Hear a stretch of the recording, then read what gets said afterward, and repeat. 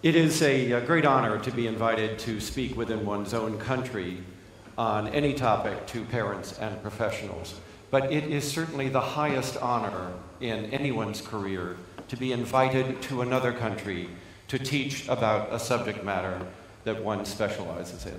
So I cannot tell you how truly honored I am to be back in Israel for my fourth trip speaking here.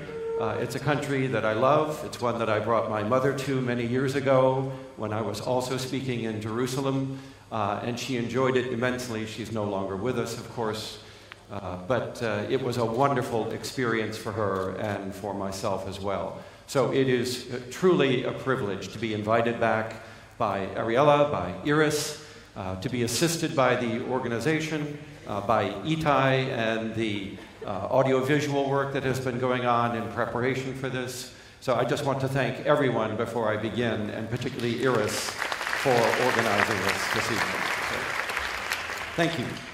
Now, in my country, because there are professionals here and they will be getting credit for attending this, we are required to show our sources of support financially for the prior year in order to provide any information that might suggest a possible conflict of interest with the contents of the program. So I'm not going to go through this, but this is all of my sources of support.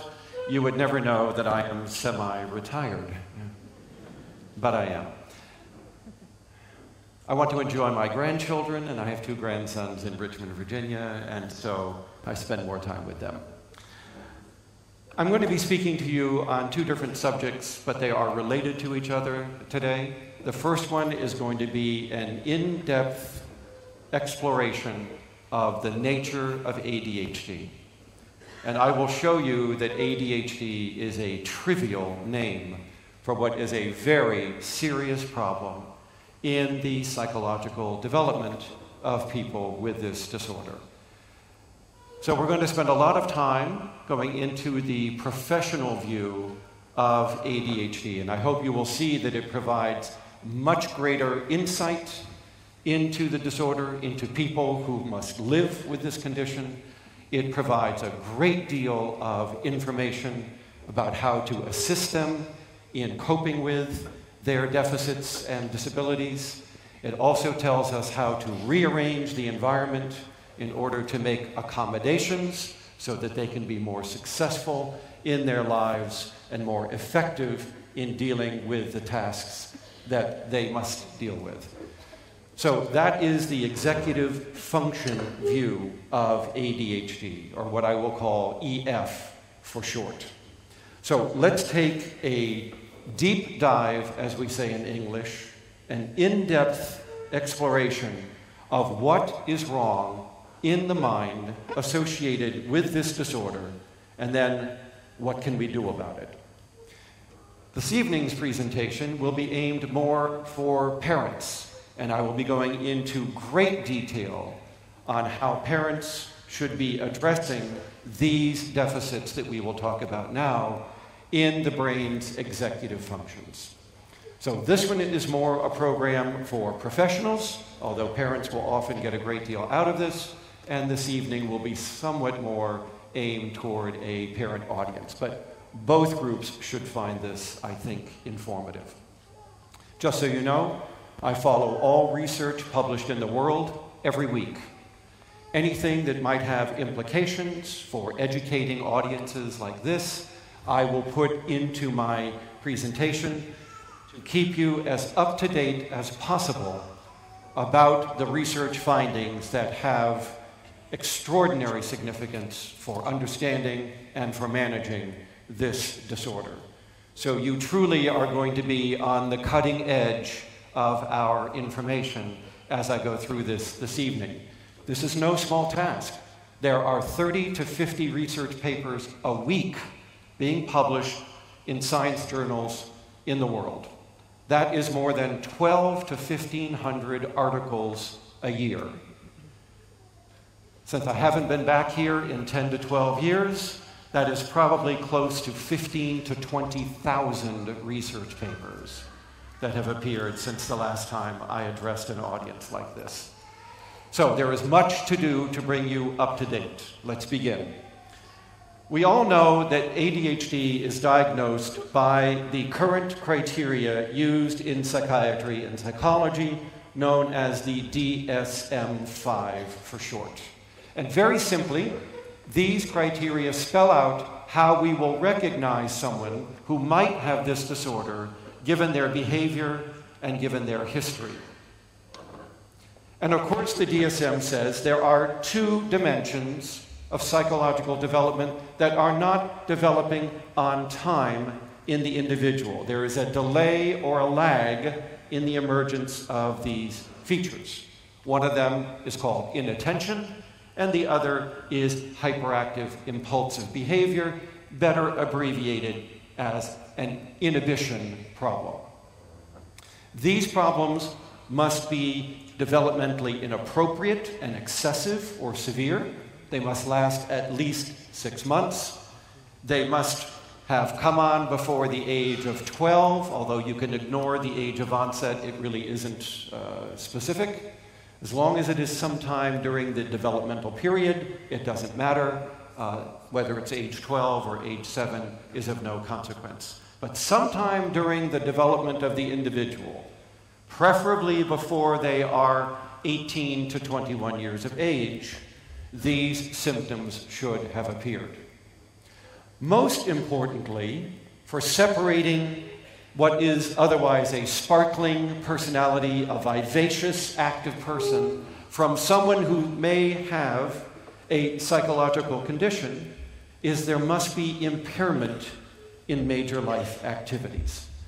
The symptoms, their excessiveness, their severity, their persistence, must lead to significant harm to the person. That harm can be demonstrated in 3 ways.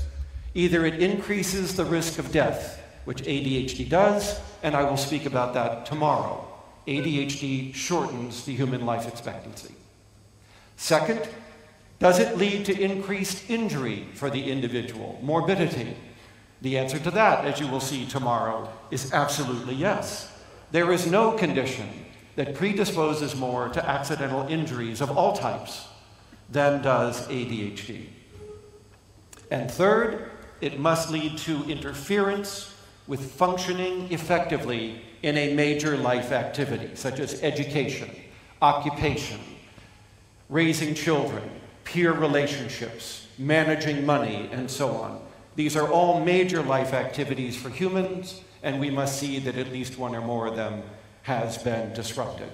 So when people say, where does normal behavior leave off and a disorder begin along this dimension of human development? It begins where impairment begins. Harm is posed to the individual by behaving in ways consistent with these particular symptoms. And then, of course, the symptoms must be pervasive. They must appear in multiple situations, though they need not show up everywhere. ADHD is often at its mildest when the individual is in a one-to-one interaction, when they're doing something enjoyable, such as video games or watching television, or engaged in a task as an adult that they find very pleasurable. So that there are times and places where ADHD is mild, and other times where it is significantly impairing of the individual. So that's how a clinician looks at the disorder. And contrary to earlier DSM views, what we see is that the individual has to have had these symptoms before age 12, thank you so much, and that these symptoms are impairing to the individual in major life activities. But that said, the DSM is just a description of someone's behavior. It is not a theory. It's not an explanation.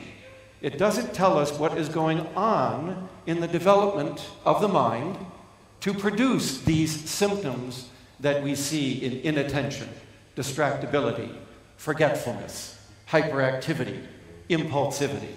So what is going on in here that leads us to see these outward manifestations? That is the goal of this presentation.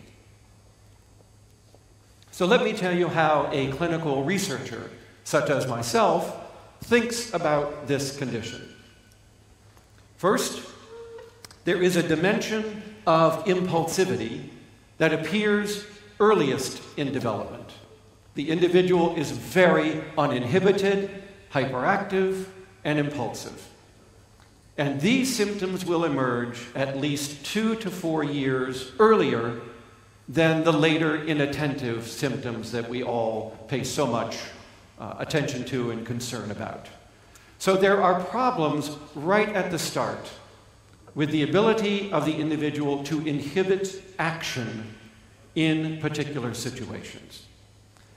Now, this problem with impulsivity cuts across all domains, even though the DSM doesn't say that. We not only see it in the motor actions of the individual, being very abrupt and explosive and powerful. We call it ballistic, rather than smooth, graceful, and well-timed.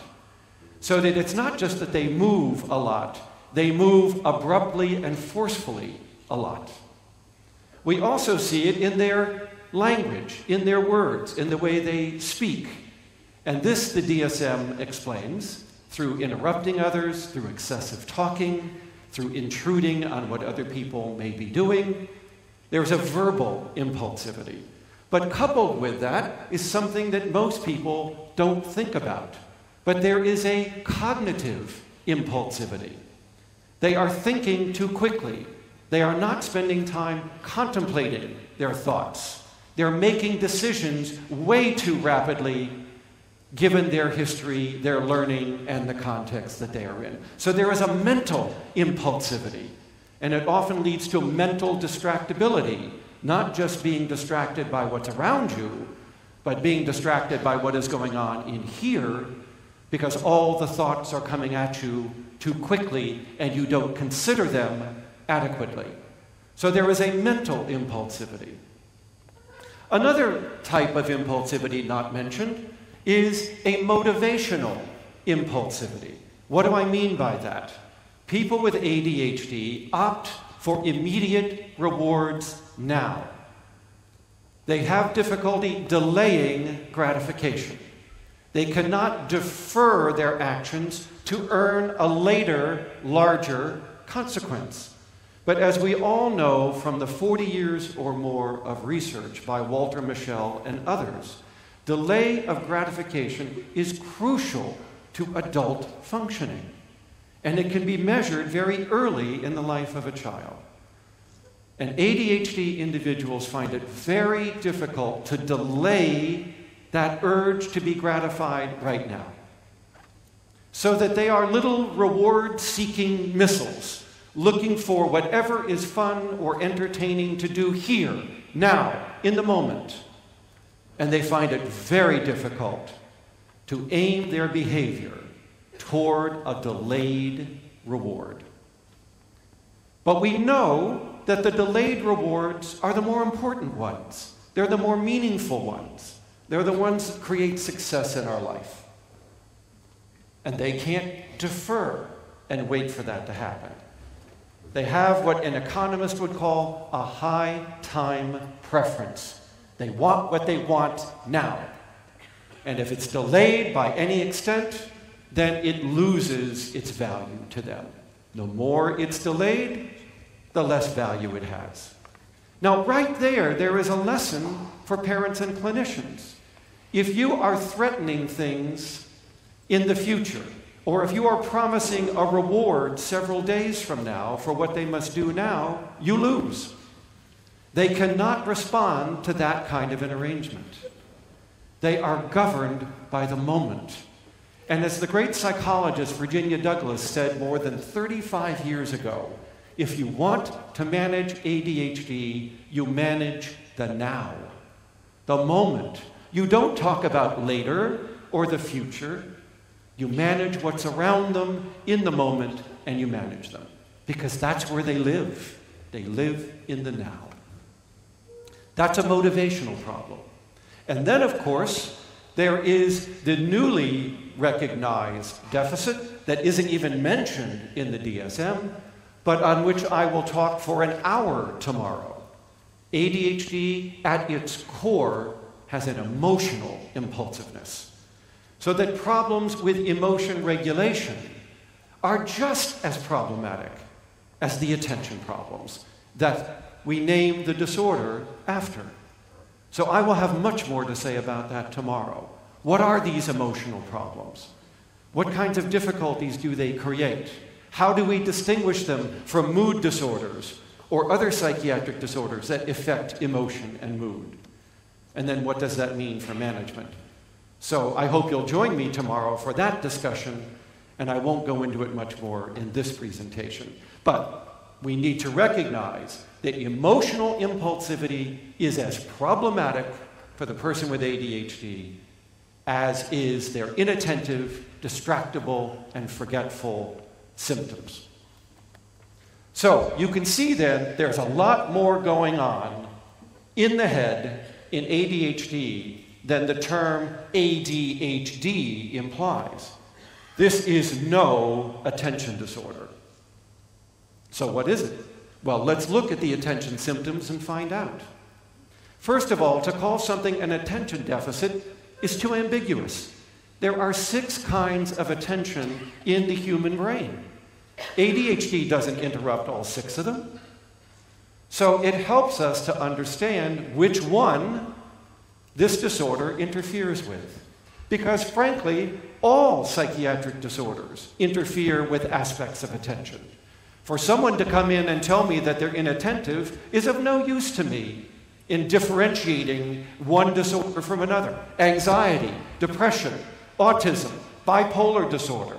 You pick the disorder, it interferes with attention.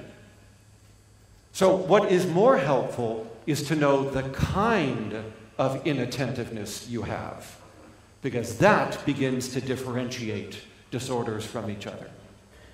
So very quickly, this is what research tells us is going wrong in ADHD that distinguishes it from other attention problems. First, they cannot persist over time toward a goal. ADHD is a problem with attention to the future. That is what makes it so unique. No other disorder is like that. And only humans pay attention to the future, because only humans can conceptualize a future.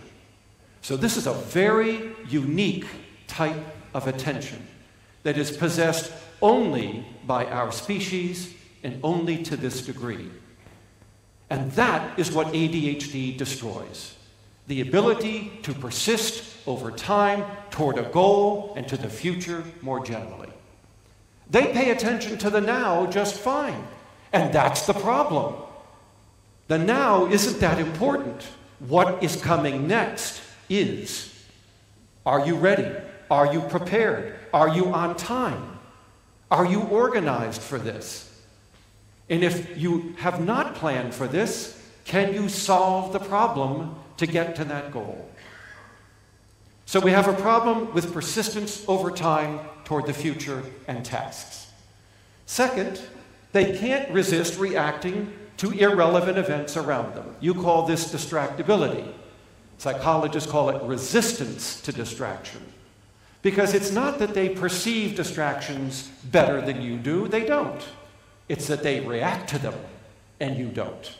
We all hear the noise that might be going on in the hallway or the parking lot, but it's irrelevant to what our goal is here. But irrelevant events capture their behavior. They react to those events. So the distractibility is not a perceptual problem. There is nothing wrong on the sensory side of the brain in ADHD. They do not see the world any differently than you do, but they react to it very differently than you do. The distractibility is a problem with inhibiting responses to irrelevant events. Now, as part of this, we also find that when they are distracted, and we all get distracted from time to time, typical people remember the goal. They remember the future. They remember what they were working on, and they return to the task. People with ADHD do not. Once distracted, the memory for the goal is lost, and they are now going from one thing to another, to another, to another.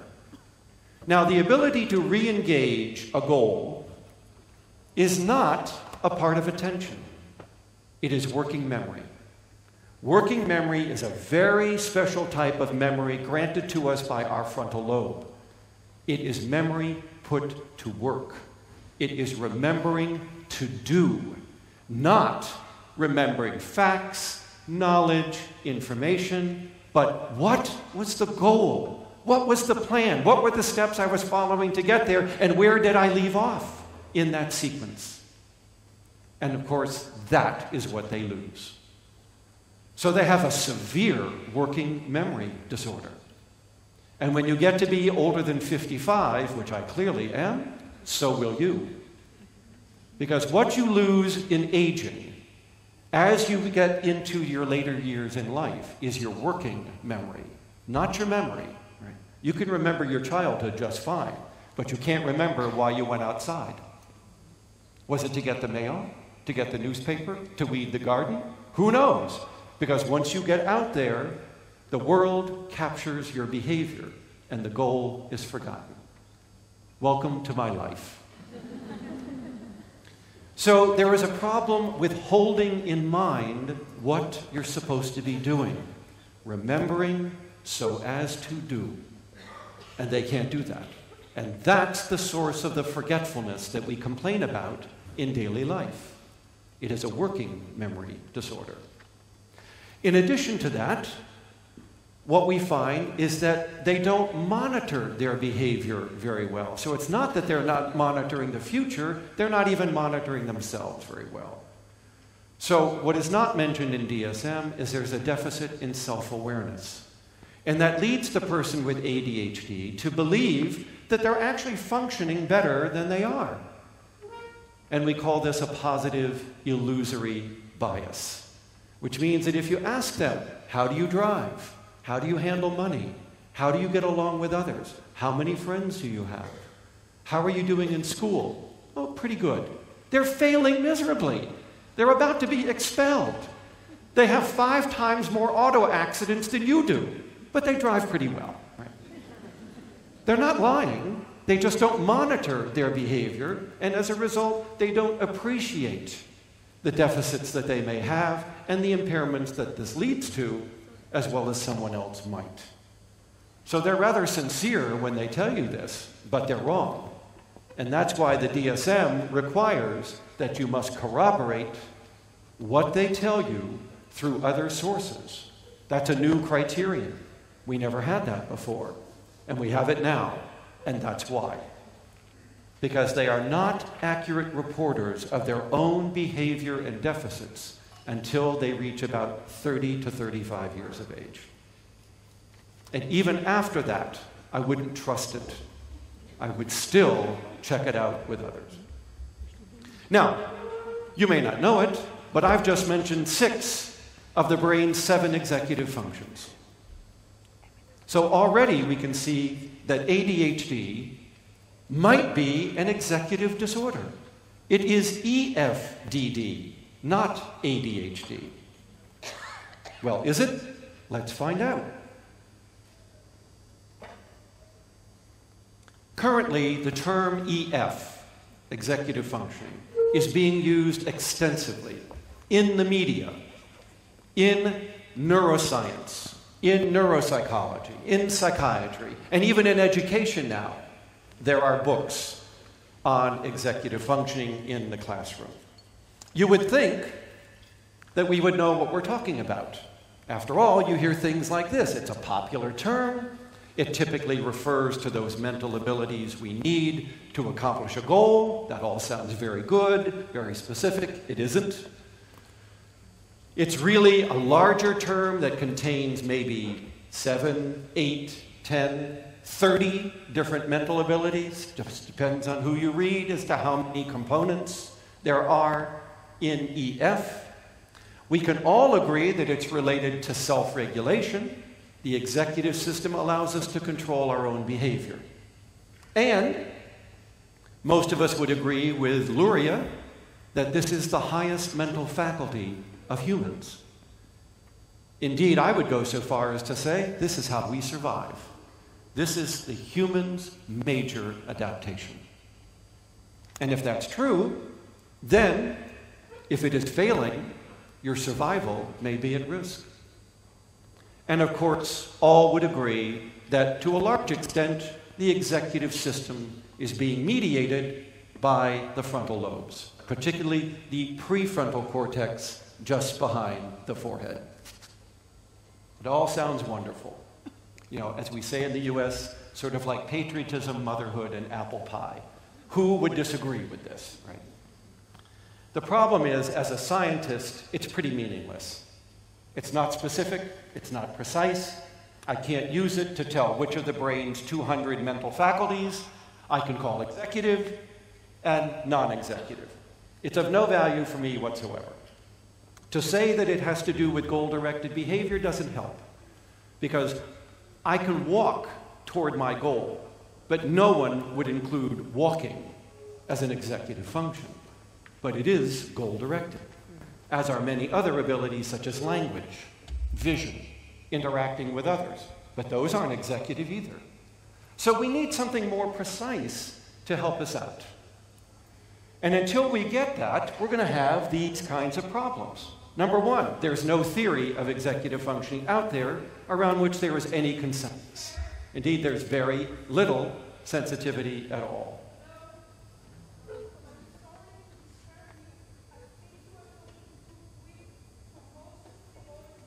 I see. I have my translator over here.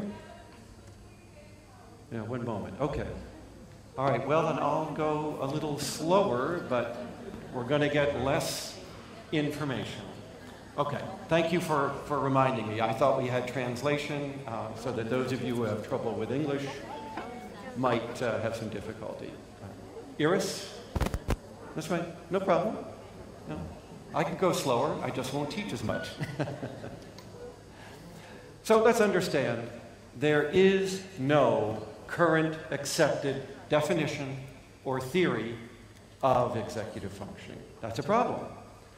Because if there's no definition, indeed there are 20, then it leads to so much confusion.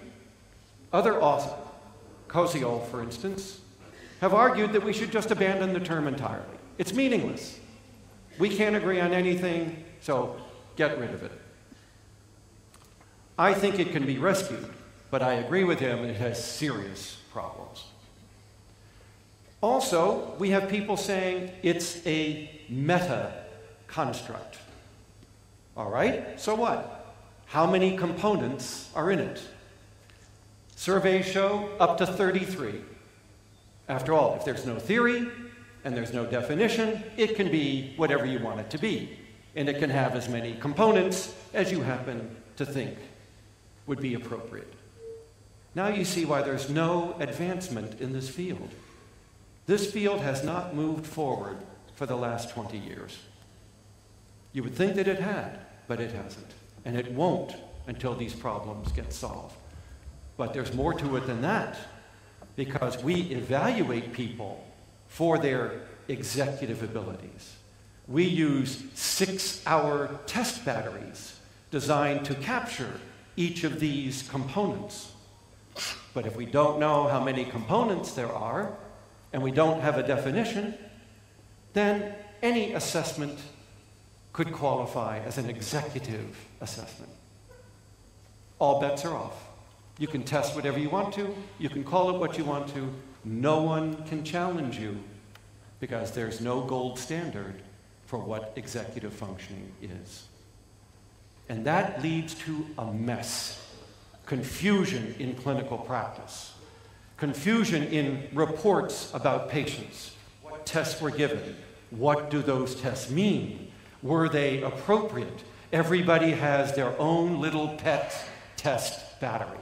Maybe it's based on the professor they had in college that taught them about this. Or it's based on some test company telling them that this assesses executive functioning. Who knows? Again, no gold standard.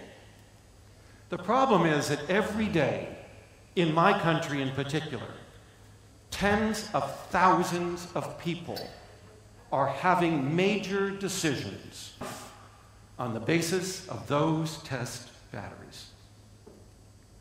Don't you think we ought to pause for a moment and see if that's correct? Should we be doing this? If there's no agreement on what these tests should be, on what the components are, I think we should, but there's a lot of controversy about that. One of the biggest controversies in research is ADHD an executive disorder at all? And that's the question we'll answer in the rest of this lecture. First of all, despite what some of my colleagues might say, it has to be an executive disorder because the neurology of the disorder guarantees it. There are 7 major functional networks in the brain. They can be broken down into 17 more specialized networks. One of these 7 is the executive system. All of the networks, to some extent, involve the cortex, the frontal lobe, structures inside the brain known as the basal ganglia, the ancient brain at the back known as the cerebellum.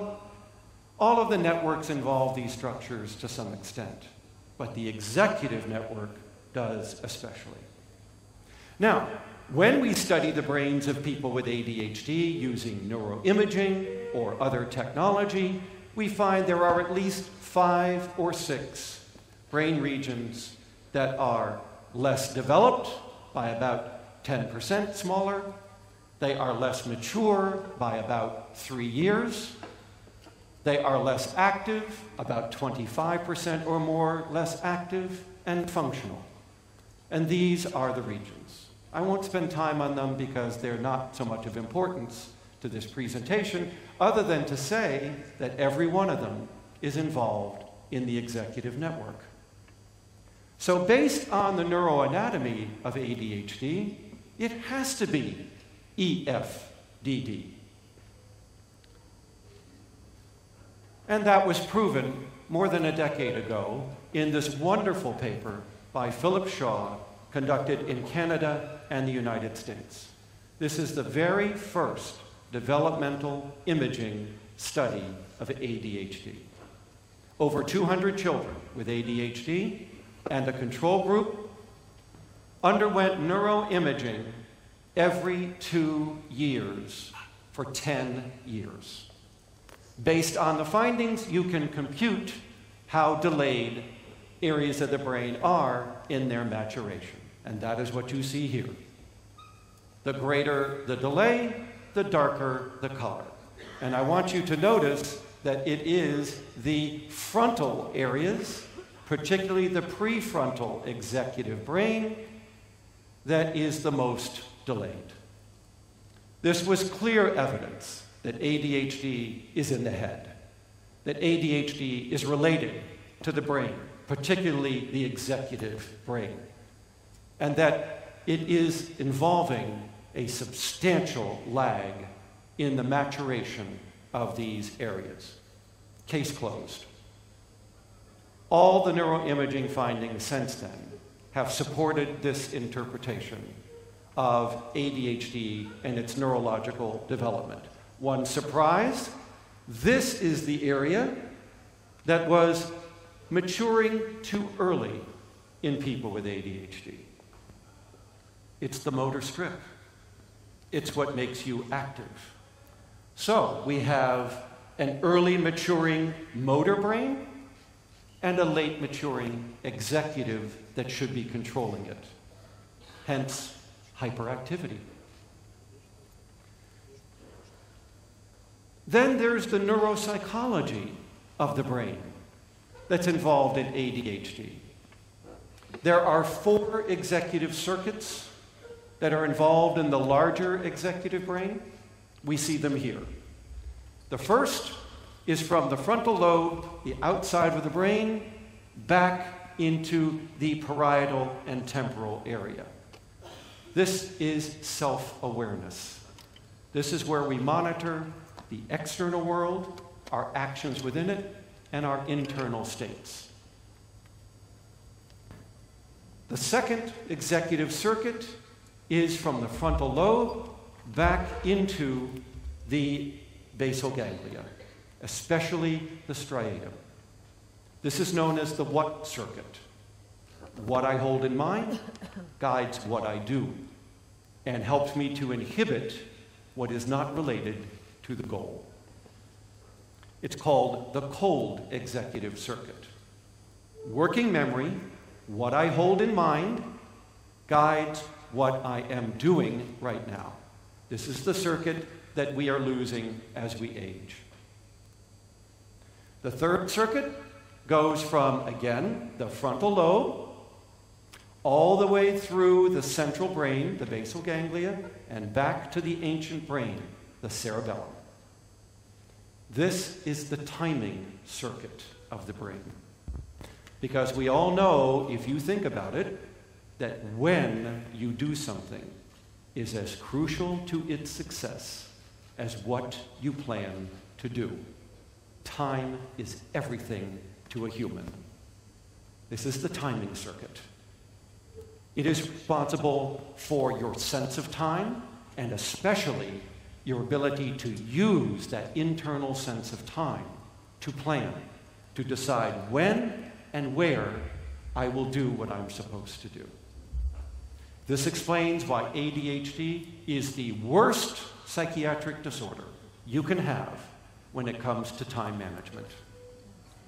No other disorder interferes with timing to the extent that this one does.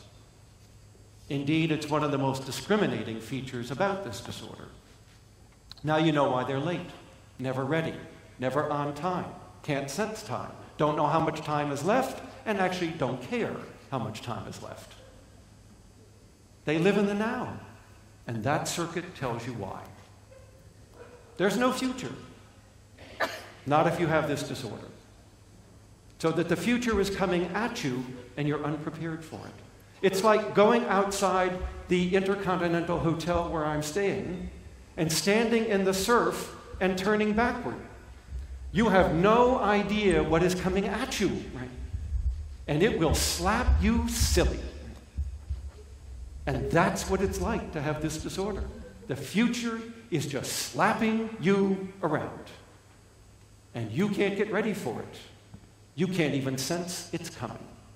You live in the moment. This is why ADHD has been called in my books time blind.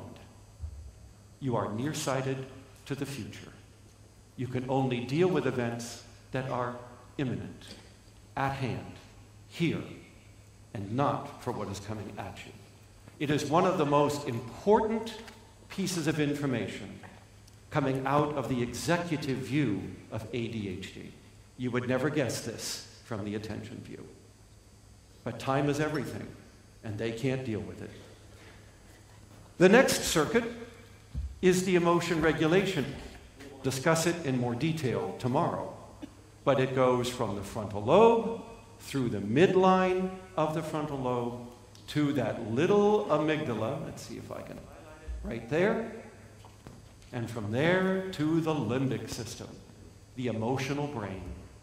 This is where what I think controls how I feel, and where how I feel guides what I think about. It's bidirectional. So these are the 4 executive circuits. And we know that they are disrupted by ADHD. And we know that each circuit may be more severe or less severe depending upon what caused your ADHD. So it explains the variety of ADHD cases that we see. Some people have more difficulty with working memory, the cold executive. Others with the hot executive, the emotional circuitry. Others with the timing circuit, so their timeliness is disrupted. The diversity of ADHD can be easily understood once you know these 4 circuits. So why the controversy about ADHD? It's an open and shut case. The frontal lobe, the executive brain, is involved in this disorder. We know that. And yet you will read many papers that say that ADHD cannot be EFTD. Why? It makes no sense. Here's why. As I've said, ADHD is a problem with the brain's executive abilities. But when I give executive function psychological testing, only about a third of my patients will perform poorly on the test. According to the test batteries, only about a third of people with ADHD have an executive problem. Therefore, ADHD cannot be EFDD. Oh, maybe a subset, maybe a minority, but not the whole disorder. Why do they say that?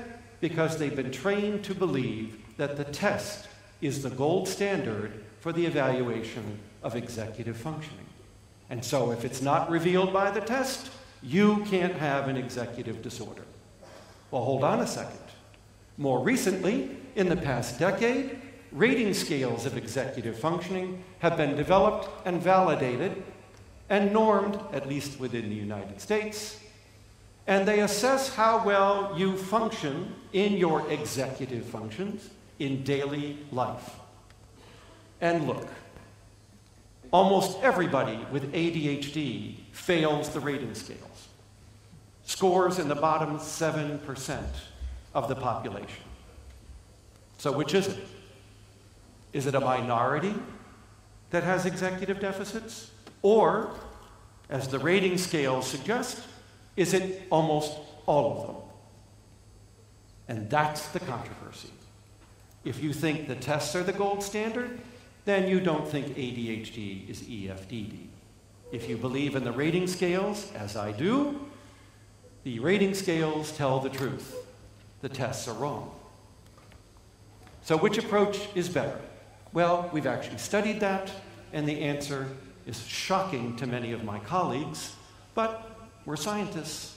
We go where the evidence goes. EF tests have no correlation with rating scales. None. Which means one of them is wrong. You can't call them by the same name and assume they assess the same thing when they don't even correlate with each other at all. Sorry, you don't get to do that. One of these approaches to measurement is wrong. The EF tests don't predict anything in life. Nothing. So when I do research looking at education, occupation, money management, raising children, having a family, and so on, these are areas that involve executive function. The tests predict none of them. So the test batteries have no validity, no ecological validity. They can't predict how you behave in life. Which leads to the question, why did you give the tests? Did you think they were diagnostic? They're not. Did you think they predict something in the real world? They don't. The rating scales beat the tests in every single research paper that compares them. But people still give the tests. Researchers still use them in their science papers. Over 95% of all publications on executive functioning rely only on psychological testing. Do you see a problem here? Many of the conclusions we are reaching in these scientific papers are wrong. To be more precise, they're very limited, very narrow. If you had repeated the study with a rating scale, you would have gotten a very different result. And it's not just true of ADHD. Researchers studying autism, bipolar disorder, and other mental disorders are using the same tests and reaching just as flawed conclusions. So, we have a problem. No theory, no definition, no idea what the constructs are. How do we separate executive from non-executive mental abilities? No test battery to assess them, and a big controversy in the literature over who's right, who's wrong, is this EFDD? I think we can rescue executive functioning, and I think we can use it as a basis for ADHD.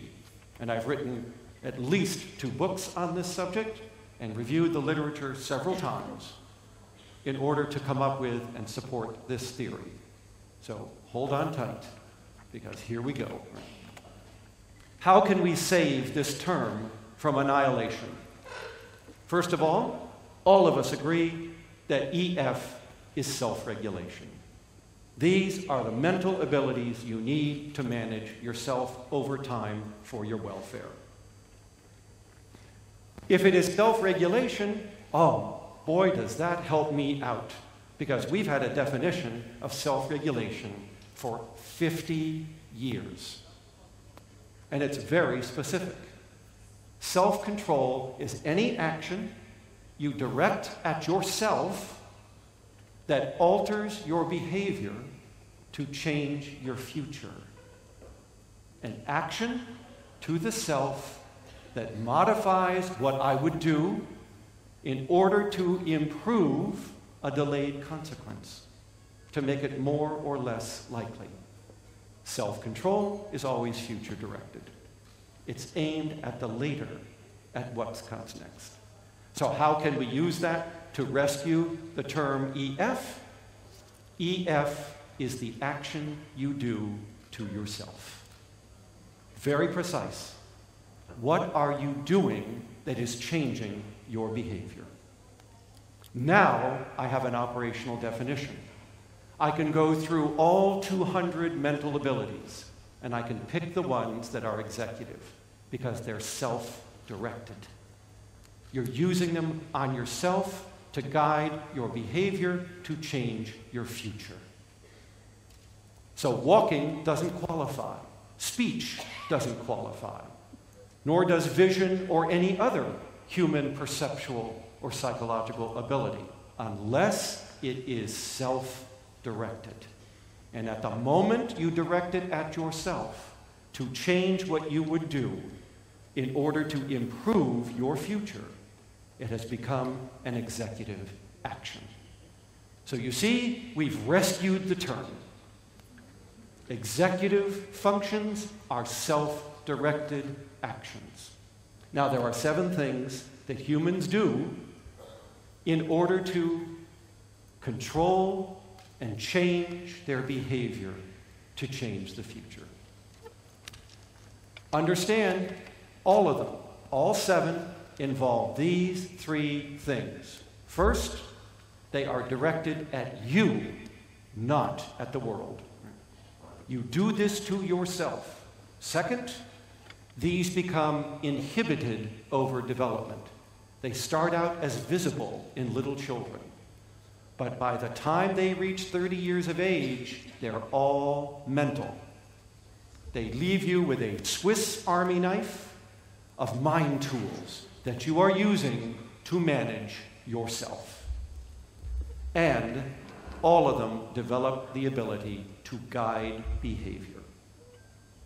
3 very important characteristics of an executive function: self-directed, private, regulating action. And here they are. The first is self-awareness, beginning within a few months of age. Each will take 10 to 15 years to reach its maturity. It will take 30 years for all of them to be fully developed. 3 decades for the frontal lobe to complete all of its maturation. The first is attention to yourself. Remember, we said each executive function is something you're doing to you. The first one, you're attending to you. Not just the world around you like everything else does. All other creatures attend to their environment. Humans attend to themselves in that environment. Self-awareness. Right next to it, the ability to inhibit, to restrain your actions. Again, it takes at least a decade or more for this to fully mature. By the time you're 16, you've got pretty much all the inhibition you're going to have. Then, nonverbal working memory. But again, I caution you, what is the act you do to yourself? You are seeing to yourself. You activate mental images in your mind, and you use those images to guide you. The nonverbal working memory system is visual imagery. And a good way to explain it to patients is you have a GPS in your mind, just like Waze on your iPhone that you use to navigate Tel Aviv. You bring images up in mind and you use them to direct you toward a goal. It's exactly like a GPS, and it's visual. Now, we can use the other senses, hearing, taste, and smell, and activate those too. But to a human, imagery is our survival tool. It's the most important. So the second and third executive functions are inhibition and nonverbal working memory, the visual imagery system. By the time you're 3 to 5, you get the next one. You start to talk to yourself out loud, speech aimed at the self. It's descriptive, it's not useful, it doesn't guide you, but it has started. Little people start to talk to themselves whether anybody is in the room or not. Just listen to them in their bedroom. Eventually, between 5 and 7, you start to give yourself commands. Between 7 and 9, you can't see the face moving anymore. You can't hear the language. You might see this, but you don't get to hear it anymore. And after about 9 years of age, the face is completely suppressed. So that you can talk to yourself using the speech center, but not move your face. What does that mean? There's a switch in the brain that is determining when signals leave the brain and you move your face, and when they stay in the brain and you have a mind's voice. Same system, same speech center, but in one case, it's being expressed. In the other, it's staying in the mind, in the brain. This is why little children tell you, "Mom, there's a voice in my head." You're darn right there is. It's another tool, another means of self-control. You talk to yourself all day long. Indeed, as you get older, you even write notes to yourself. It isn't no longer just speech to the self, it's written notes to myself. And it's sticky notes and cards, and it's Outlook in my computer. I'm using all kinds of things to direct at myself. Language. When I talk to you, it's not executive. When I talk to me, it is. Because I'm using it for self-control. Then you get the next one. You use the first 4 to create emotion regulation. You use mental images and self-speech to modify your feelings. After all, this is what cognitive therapy is all about. Count to 10 and go to your happy place, right? And we all do that. So now we know about the emotion regulation system. It requires the first 4 to get it. Once you can manage your emotions, you can manage your motivation, because they're the same thing. Motivation is emotion. Emotion is motivation. So if I can create an emotional state in myself, I can motivate myself to do something. I don't need your rewards, your money, your M&Ms, your stickers, whatever you're using in your classroom. I don't need it. Right. We're the only species that can self-motivate. What does that mean? ADHD is motivation deficit disorder. You can't self-motivate. Or to put it another way, you will always be dependent on the environment for your motivation. And if the environment doesn't provide it, you can't work. It's impossible. You can't generate the drive, the motivation, the persistence to get there. So either the environment provides it, or you don't finish your work. Finally, the last executive ability comes very late in development, is mental play. People play to themselves. It starts out as physical play, little 3- and 5-year-olds manipulating the environment, taking it apart, and recombining it to see what happens. It's very annoying because they destroy your house. I know, I have grandsons. They take apart my house all the time when they visit. They're not real good at putting it back. So play is a 2-step process. Taking apart to recombine, to see what happens. Little children do it physically. Then they do it verbally. Then they do it mentally. I can manipulate the images in my head. And this is where we get creativity and problem solving. Planning, the ability to generate options. How many different ways could I do this? Let's think about it. But it's just mental play. So now you know that adult problem solving is dependent on play and on a long history of play across childhood. I'm not the only person who said that. That has been known for decades. The reason children play so long across development compared to any other species is because mental problem solving is so important to adult functioning. There's your 7 executive abilities, rephrased as an action to yourself. Self-monitoring, self-restraint, visual imagery, self-speech, emotion to the self, self-motivation, and self-play for planning and problem solving. There's the Swiss Army knife. By adulthood, you better have all 7, or you're not going to make it very well. Another way of looking at it is this way, from Danny Kahneman's book from 2 years ago, Thinking Fast and Slow. We all have a fast brain, the automatic brain. There it is. So, in a situation, perceive it, appraise it, react to it. It's that quick. Milliseconds in some cases. But humans have an executive brain perched on top. And that executive brain, when it needs to, that slow, effortful brain will reach down and shut off the automatic system and take it over. The question is, when is it likely to do that?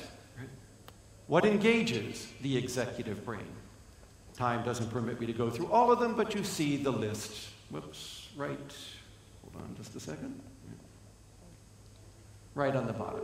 Number 1, novelty. You've encountered something you've never seen before, including social events. Number 2, time. Number 3, obstacles to your goals. Number 4, mistakes. You made an error. Number 5, you didn't get rewarded when you expected it. Frustrative non-reward. Number 6, violations of anticipated events. And the last one, any overture by another human to cooperate, to reciprocate, to share. Because you see, as Luria said many decades ago, this is the social brain. It is the seat of your social intelligence. And the reason humans have such a big frontal lobe compared to any other species is humans live with non-genetic people. They're not their relatives, but they share and cooperate with them. No other species does that. Well, maybe dolphins and chimpanzees. They do it a little bit, and they have a frontal lobe too. So in order for humans to cooperate, to reciprocate, to trade, to share with somebody that is not in their family, which is very unusual, only 5 species do this, you need a special neural mechanism, and that's the frontal lobe. And that's why other species don't need it, because they don't live like we do. But if you live in social groups with non-genetic people, you need a frontal lobe. So the purpose of the frontal lobe is social. So what did we learn then about the executive system? We have 7 executive functions aimed at ourself. These interact with each other in the mind to produce the executive behavior we see in life. There are 5 domains of executive action in life. They are self-restraint, time management, self-organization and problem solving, self-motivation and activation, and emotional self-regulation. The 7 EFs create the 5 daily executive actions. And we use them all together. Now, as the executive brain is developing, we should see changes in what is controlling the child. We should see 4 changes, and you see them on the left. 3-year-olds are controlled by external events.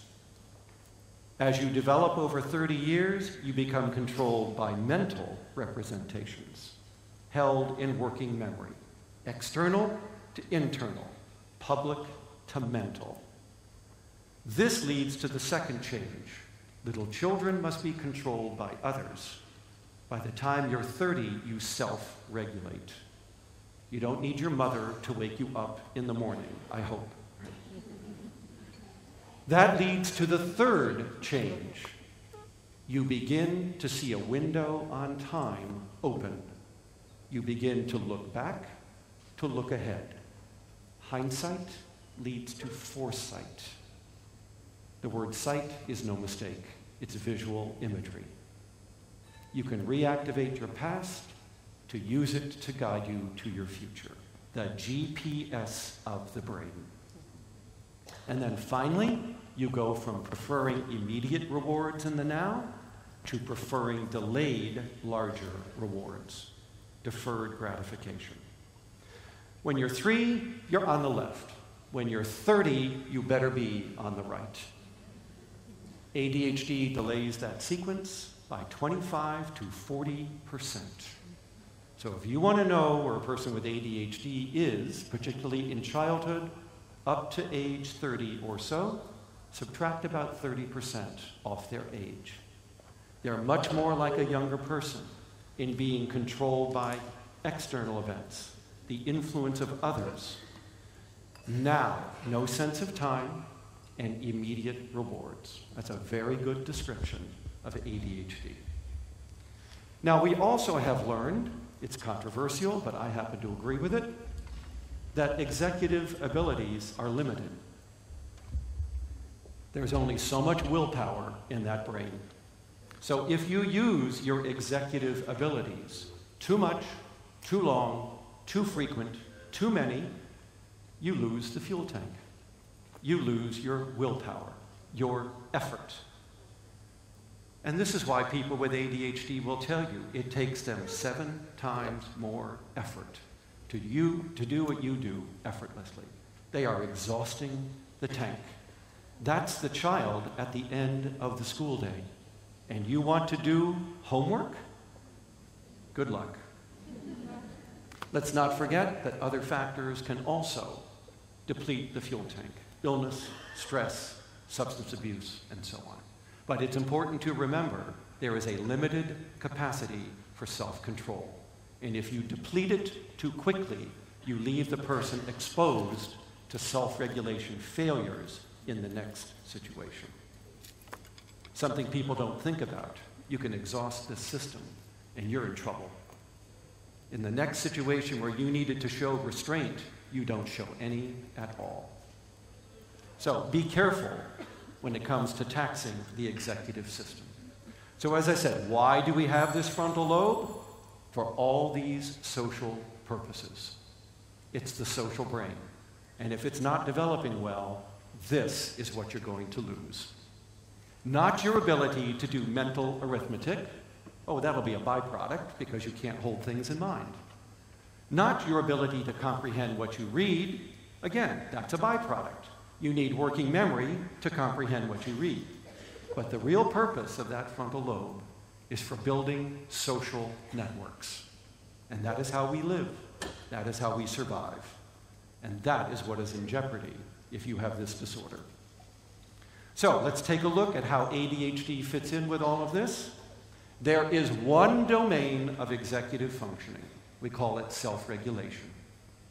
We can split it into 2 dimensions, just like IQ, verbal, nonverbal. But we all know that it's one thing, intelligence. It's one thing here. What are these 2 dimensions? Inhibition and metacognition.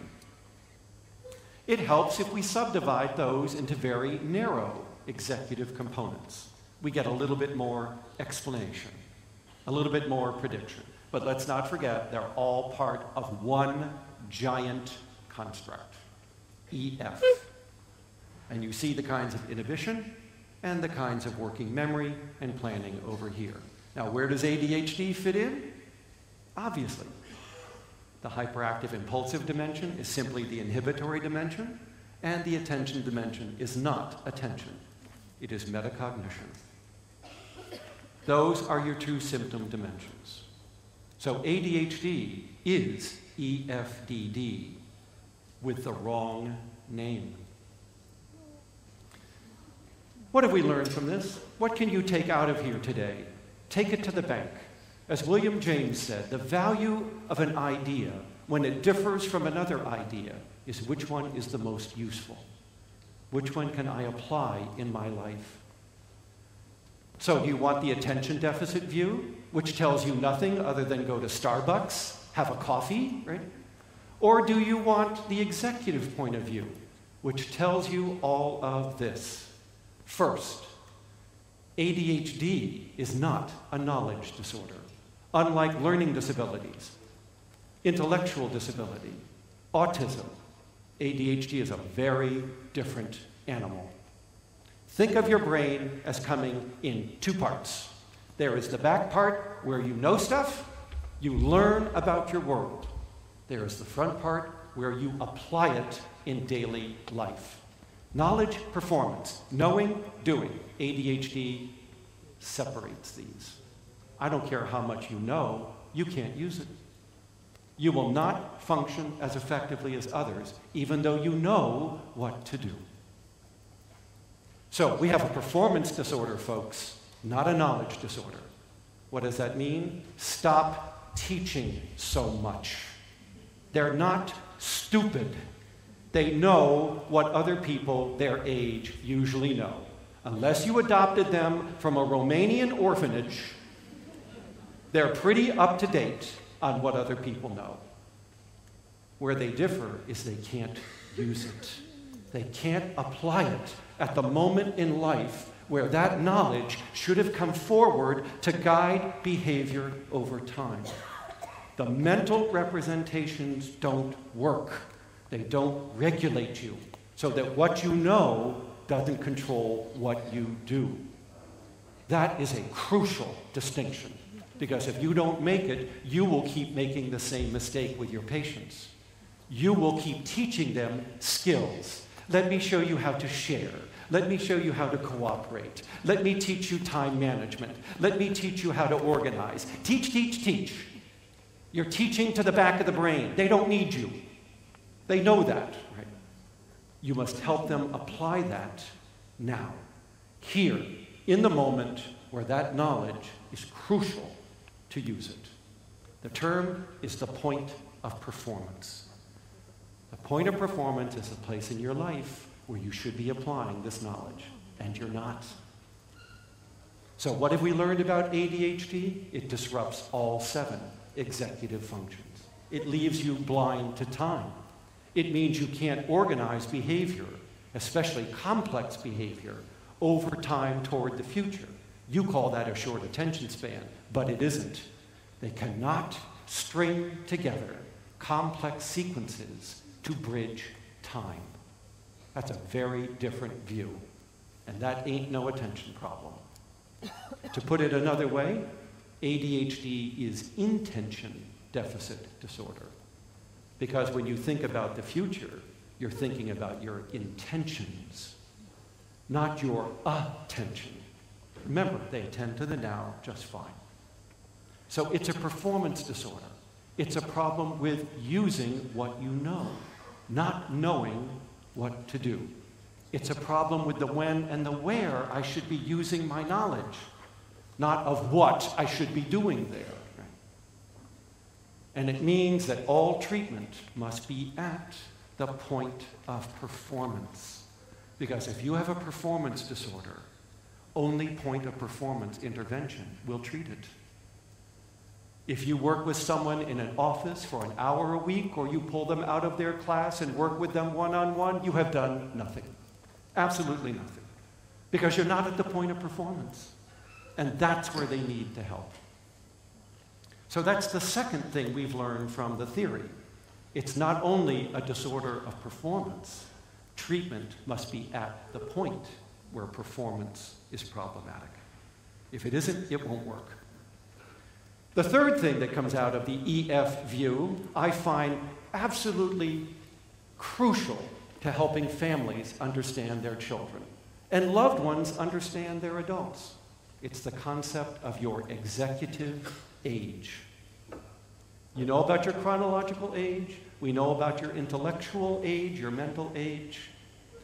What we see here is a delay in your executive age, on average 30% behind. What does that mean? You had better lower your expectations to that age or you will fail. They can't do that. They can't act like other people their age. Yet you ask them to. Why don't you do what the other kids do? Because I have a 30% delay in my executive brain. So if you're 10, I need to organize your life like a 7-year-old. I'm not talking about your intelligence, your knowledge, your skill. I'm talking about your executive, your self-regulation abilities. So quickly, this is what it means for treatment. Stop teaching. 20% skill rehearsal, 80% change the point of performance. Designing artificial scaffolding around the person to help them show what they know, where it's important to show it. And make sure that you are at the point of performance. If it's on the playground, if it's doing homework, if it's in the classroom, that's where the treatment has to be. Not in a clinic, not with a professional, not in a self-contained classroom, but where the problem occurs. We understand, as I will explain tonight, these deficits are neurological and genetic in origin. It's not your fault. But on the other hand, it means that because it's neurobiological, using medications to treat the disorder is absolutely humane medical and psychiatric care. It's like diabetes. You would use insulin to treat that physical problem. We will use ADHD medications to treat this one. And we know that the ADHD medications alter the genes in the brain and how they work and what they do. The effect is largely temporary, but so is insulin. And nobody says we should not use insulin. So it's a temporary corrective for the problem. But here's what you don't know. There are now 35 studies in the literature that show that the longer you take your medication, the more normal your brain develops. There's a shocker. You won't see that in the New York Times or any other of the media that is anti-medication for children. And yet that's what our literature shows. It's probably the greatest discovery of the last 10 years. Time on ADHD medications results in brain growth. Amazing. 35 studies. This is not a one-off, as they say in Australia. Can we directly train the executive system? Not yet. Every try has failed. CogMed, Lumosity, working memory training, all of these little brain games and apps and so on, they're not working very well. So we still got a lot of work to do before we can train this. But Katya Rubia has just done a study showing that if you use neuroimaging feedback, not EEG biofeedback, the results of neuroimaging, she's getting some results with that. But that's a pilot study. Other things to do, behavioral treatments are essential. You must organize the environment for greater accountability, more frequent consequences, more immediate consequences, more help with time, and then they can behave effectively. And that's what behavioral treatments do. But let's remember, there are two reasons to do a behavior modification program. One is to teach you something new. That's why we do it for autism. The other is to motivate you to use what you know. And that's why it's done for ADHD. The crucial difference, if you do it for its informational training value, you can withdraw the program. You've taught them the new skill. They can go on and function just fine. On the other hand, if you're doing it for its motivational value, you can't stop it. because you will be pulling the motivation that supports the action. So that means you cannot pull the treatment program. You can reduce it, you can make it less intense, but you cannot get rid of it. It is the scaffolding. It is like the ramp coming into this building for someone in a wheelchair. And you would never tell me that because someone entered this building 30 days in a row using that ramp, we can now get rid of it. Right? But that's what you say to people with ADHD when you say, why do I do it for him when I don't do it for the other kids? How long do I have to do this? When can I stop the token system? When can we get rid of those report cards? You can't. They'll always need the extra support that the other people don't. You can thin it out, you can reduce it, because they are growing up after all, but you can't get rid of it. So what does that mean? It means that the compassion and willingness of others to make the changes at the point of performance, to build the scaffolding, to put the structure there to help them show what they know is crucial. Compassion and a willingness to change the environment so they are less impaired by their disorder. It means that ADHD is the diabetes of psychiatry, a chronic disorder that requires multiple interventions on an ongoing basis to control the condition to prevent secondary harm. Not to get rid of the disorder, to prevent harm from the disorder. So I hope that you've learned that the executive view of ADHD is absolutely crucial to understanding the problem and to what we need to do about the problem. In my next presentation, I will go over with you the 7 things you must do at the point of performance. And if you will do those things, you can help them manage their behavior. But the first thing is to understand, to reframe the disorder away from the attention deficit view and toward the executive self-regulatory view. If you do that, you will help them. Thank you.